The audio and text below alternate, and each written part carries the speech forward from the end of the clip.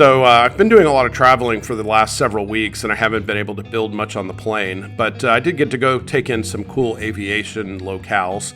And the one I went to today, or the other day, has a lot of aviation, but it also has a lot of other stuff. So I went to the USS Alabama Battleship Memorial Park, which is in just outside of Mobile, Alabama. It's right off I-10.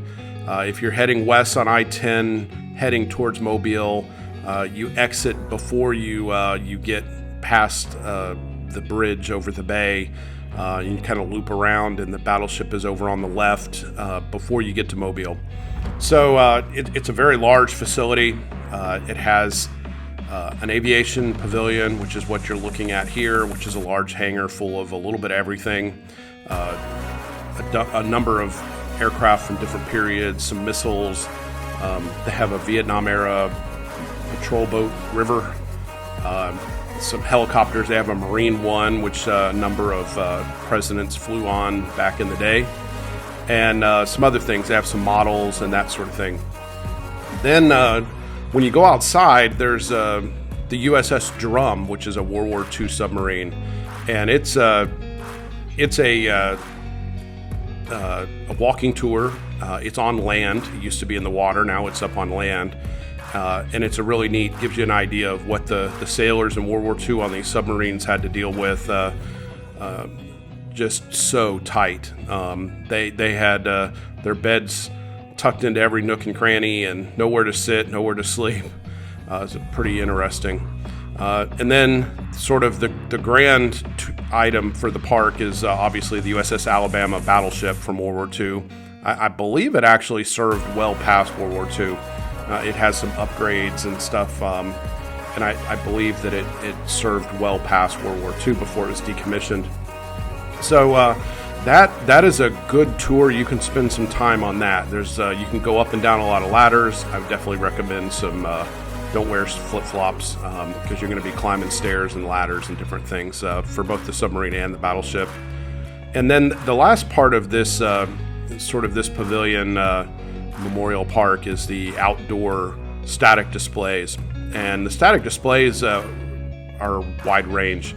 They have artillery pieces, tanks, a number of aircraft, helicopters. They have a little memorial, and then they have a Vietnam-era Huey helicopter up as part of the memorial, and an old Coast Guard amphibious plane, which is pretty cool.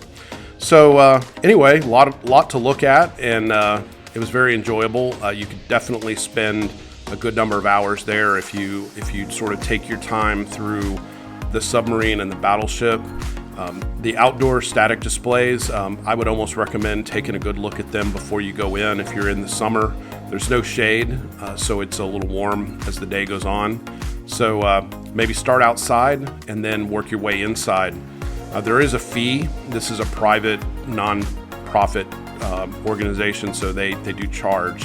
It's not run by the state or the federal government. So it's $5 to get into the park, and that allows you to park your car, and then it's $5 per vehicle, I think. And then that allows you to walk around and look at all the outdoor exhibits. And then if you want to see the submarine, the battleship, and the inside of the aviation pavilion, there's a charge.